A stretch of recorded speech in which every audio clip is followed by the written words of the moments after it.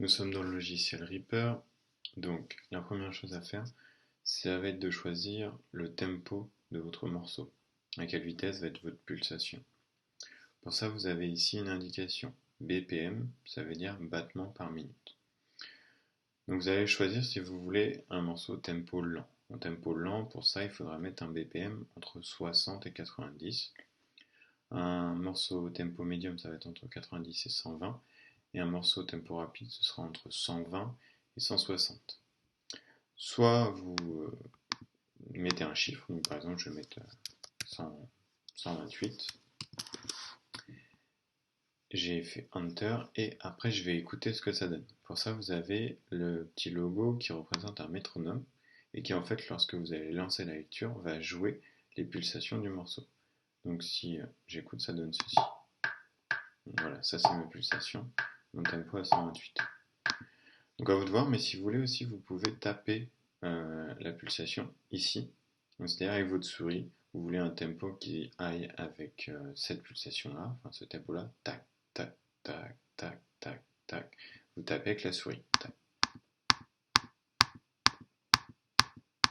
Donc voilà, là on voit qu'en tapant, je suis allé un peu plus vite et j'ai un tempo à 130 si ça me convient. Voilà. Moi j'ai prévu déjà dans mon projet, je veux un tempo un peu plus rapide, donc je vais mettre 152. Après, c'est quelque chose qu'il est tout à fait possible de rechanger après. Donc je réécoute. Ça correspond bien à ce que je voulais, quelque chose d'assez rapide. Maintenant, il va être temps d'importer un premier sample. Donc bon, ici, moi j'ai mes samples déjà préparés. Vous écoutez-les, il y en a plein et vous choisissez. Une fois que vous avez choisi, vous en faites glisser un premier. Donc moi, je fais glisser mon premier sample, qui est ici. Ici, j'ai des indications par rapport aux secondes. Donc on voit que le sample, il dure 0,06315, ça veut dire en fait 6 secondes. Je vais l'écouter. Pour ça, je remets la musique, enfin, le compteur au début et j'écoute ce que ça donne.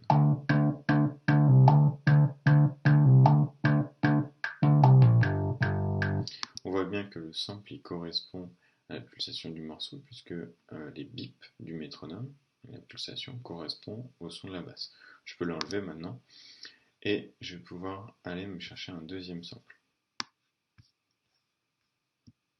Deuxième sample, troisième sample, etc. Vous faites ça pour tous les samples que vous avez envie d'ajouter, évidemment, et écoutez à chaque fois pour voir ce que ça donne au niveau du son. Donc là, je réécoute avec les trois.